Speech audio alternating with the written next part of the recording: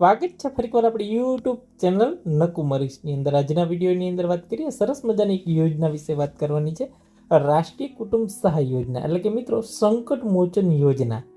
વાત કરીએ આ યોજના છે મિત્રો નિયામક સમાજ સુરક્ષા ગુજરાત રાજ્ય ગાંધીનગર તરફથી છે મિત્રો જે કુટુંબ સહાયક યોજના એટલે કે જે સંકટ મોચન યોજના છે, જેમાં રાષ્ટ્રીય કુટુંબ સંકટ મોચન યોજના હેઠળ છે કુટુંબનો કોઈ મુખ્ય વ્યક્તિ જે કમાવનાર વ્યક્તિ હોય એનું અવસાન થાય કુદરતી કે કૃત્રિમ રીતે, બરાબર, તો જે પરિવાર છે એને આર્થિક સહાય રૂપે છે સરકાર તરફથી એક સહાય આપવામાં આવતી હોય છે મિત્રો। એટલે કે આ યોજના અંતર્ગત છે મિત્રો જે કુટુંબનો મુખ્ય વ્યક્તિ કમાવનાર વ્યક્તિ હોય એનું અવસાન થઈ જાય છે, બરાબર, કુદરતી રીતે કે કોઈ કૃત્રિમ રીતે, બરાબર, તો પરિવારને આર્થિક સહાય છે મળવાપાત્ર થશે મિત્રો। એક વખત છે ₹20,000ની આર્થિક સહાય છે આપવામાં આવે છે સંકટ મોચન યોજના અંતર્ગત। ₹20,000ની જે પરિવારને આર્થિક સહાય આપવામાં આવે છે મિત્રો।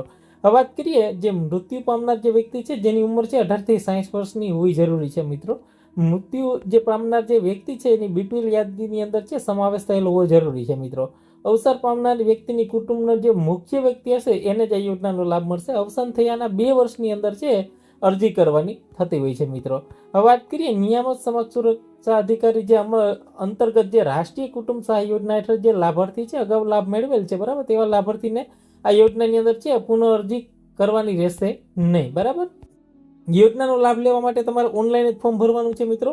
આ અંગે તમારે વધારે માહિતીની જરૂર હોય તો તમારે મામલતદાર કચેરી છે નજીકની, બરાબર, ત્યાં પણ તમે સંપર્ક કરી શકો છો। તમારા ગ્રામ પંચાયતની અંદર છે એ વીસીએ મારફત પણ તમે ફોર્મ ભરાવી શકો છો મિત્રો। ઓનલાઈન જ ફોર્મ ભરવાનું રહેશે। વિડીયોને લાઇક કરી તમારા મિત્રો સુધી અવશ્ય શેર કરજો।